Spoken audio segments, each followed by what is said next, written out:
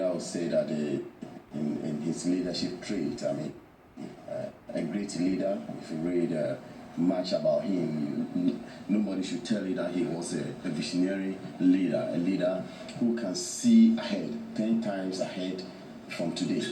Look at what he did, tremendous. I was even telling some of my students last week the fact that if you look at Nkrumah's vision, Nkrumah saw that a time is coming that the whole world is going to be in a technological era before now.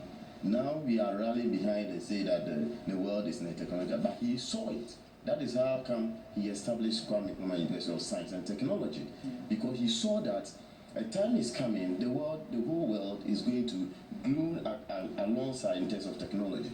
So first of all, let's establish one starting from today so that we can groom people towards that. This is a visionary leader, a leader who can see ahead far more than what is happening now.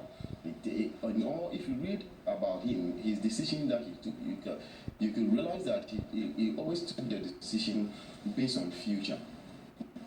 Look at, for example, in terms of electricity, he saw that Ghana will grow to the level at which that at the time is coming we need electricity. So the decision that he took pertaining to electricity was for a particular decision that he took the decision as at that time.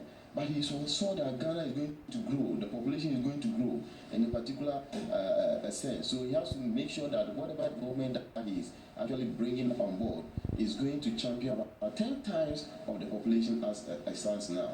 So this is somebody who we can always say that he was having a vision. Look at it, he realized that Ghana, in order for us to move forward, we need to have an industry city. And that's how come he was building Tema to be an industrial city whereby everything will be handled there.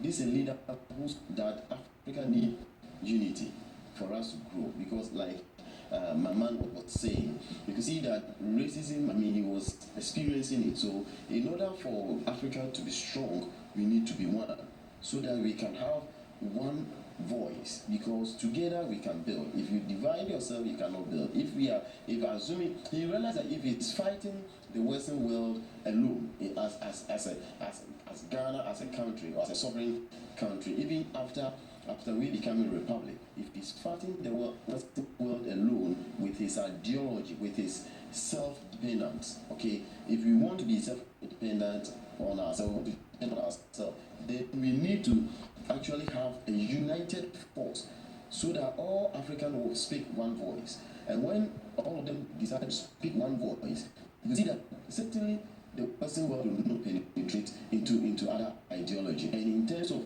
racism that was happening and other things, they would not have actually a particular front to fight us, because there will not be any loophole between the African countries, irrespective of the language barrier.